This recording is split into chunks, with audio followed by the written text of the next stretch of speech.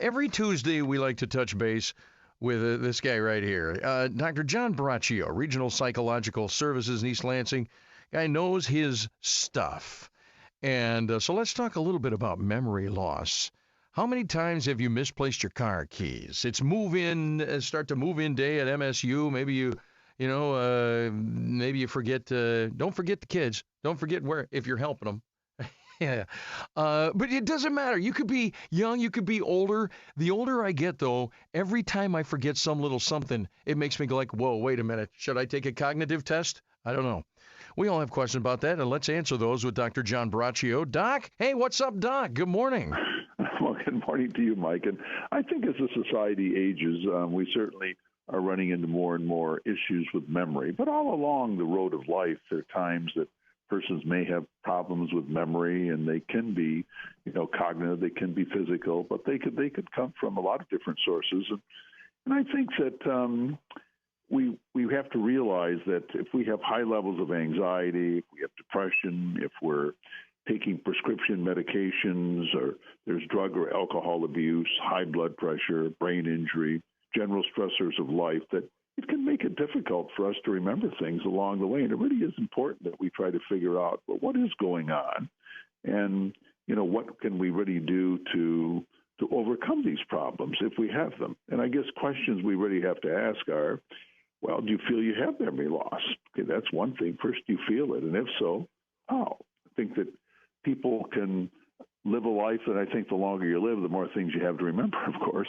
But if you starting to notice this, then it can really be a problem. Then another thing to look at, you have intermittent memory problems. Like, do you just every now and then feel it? Like 1 week you do, or a few days you do, and try to sort that out. And then, do you feel memory problems are causing you problems in your personal, marital, and or professional life? And if so, how? Because we find in memory evaluations that often it's the spouse or at work or friends that are starting to notice that the person just seems to be losing their memory, don't remember things, will talk about things over and over again. And so I guess then if things get worse, you can get lost walking or driving in your neighborhood that you otherwise are familiar, and you start saying, well, I really don't remember all the time, where I am. Or even when you go places, you don't remember. And this can happen sometimes if you're an automatic pilot, but you start having these lapses, it is a real concern. And then if you forget common words you've used daily in your whole life, or sometimes you talk word salads that you think are understandable, but no one else understands it. I mean, I do that. Listen, I think we all do that sometimes, but it becomes a problem if we really are doing it and people can't understand us. And then you ask the same question over and over again in brief spaces of time and have no idea you're doing it, and people start noticing that too. And who has noticed that you may have these memory problems? And if so, you want to find out, what examples do you have? What concerns are mentioned? Because a person oftentimes has problems really accepting this. They'll say, well, I'm just tired, or I'm this, or I'm that. But there can be really cognitive issues going on. And are you under significant stress? If people are under a lot of pressure, a lot of stress, this is when also there can be memory issues, that the power of the stress and the anxiety or depression, call it what you will, is so overpowering that really even keeping a clear mind is very, very difficult. But then there can be physical issues. There can be high blood pressure. There can be insomnia. There can be stroke history, other physical conditions that can relate to this. And insomnia is another big one, too, Mike. A lot of times people that don't get enough sleep on a consistent basis, this can really, really lead to problems for you in terms of memory. So if you answer yes to any of these questions, then it's really as important. Family doctor can look at this, or psychologist, in terms of what's going on. But you want to find someone who's skilled in the assessment of memory problems to determine the extent of the problems and possible medical and mental health help impact on the symptoms as much as possible. And this can be devastating for a person personally. We talk to even relatively young people, 30, 40, 50, that think they're losing their edge, think they're really losing memory. And I think when that happens, it can be really be an issue, and it's really important to take a look at that. And so it can be difficult, but a lot of times people don't want to accept it. They'll say, "Oh, it's really nothing's going on," or they're afraid to talk about it. But it's part of life, and when you run into an issue, if there's a concern, you just want to try to sort out, wait a minute, what is it?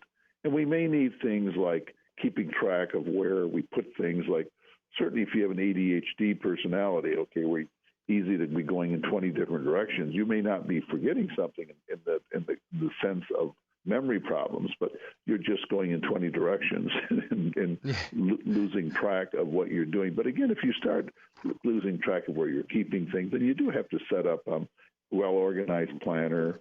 You want to be able to have a place where you keep your keys or things, or call it what you will. But losing your memory or feeling it's going, it's a scary thing too, because someone says, well, what does this mean? Do I have Alzheimer's? Do I have dementia? And a lot of times it's just things that can be changed, as simple as medications people are taking, or getting more sleep, really making good life decisions in terms of making themselves as healthy as they can be. And then even if they are having some cognitive decline, which is going to happen over time with people for the most part, you can kind of expect that to some degree, then you just have to cope, and you have to deal with that as best you can. Some combination of life changes, some combination of appropriate medication, some type of mental health concepts, ideas, things to be doing to keep your mind sharp. All these are all the things that we can do. So there are a lot of strategies. It's just a question of accepting what's going on and trying to halt a progress that may be in place, and just retard the progress, if you will, make it harder to happen, if you will. We can adopt little habits, little things to help us through. I've had problems with that my whole life, although I never saw it as a problem. But those around me, like Mom would send me to the store, and I'd come back, with the bread, but not the milk. But I was there for 3 hours. Well, yeah, but I talked to this person, that person, and I saw this person, But what I adopted early on was trying to be more organized. So I have a little notepad that I carry. I write things down. I make little notes, and I have to be very organized. Otherwise I forget stuff. That's an aid. That's a tool. Well, that's a tool, Mike. And again, you're saying a little about the other sounds more like the ADHD, in terms of thinking in 100 different directions, but not getting the things done that you need to get done. But your technique, the strategy is good. If you're going to be forgetting things, or you can tend to do that, you're best to write things down and take it with you if you like. I always, when I go to the store, believe it or not, I like a list from my wife. If she says, "Hey, I need this, and this," I'll say, "Well, hold on, let me write that down." Okay, I haven't thought I have a bad memory. But on the other hand, we do need these. They're like prosthetics, if you will. They're things that we use, tools, to allow us to be as effective as we can be. But again, it isn't unusual over a lifetime to lose some sharpness, lose some cognitive, and just accept, hey, these are some changes. These are changes in life, and I need to adapt. I need to sort out what are the best things for me to be doing to be able to function more effectively and overcome what appear to be some of these problems that I'm having in my ability to remember things. So, and see it more not as a horrible thing, but as part of the road of life, and trying to adapt as best we can and be as effective as we can, because there's nothing to mean that even if you do start losing some memory, that means you can't be effective in life and can't do a lot of things, and just move forward. You want to be positive. Hey, I'm gonna get as much out of life as I can, and I'm going to overcome these areas and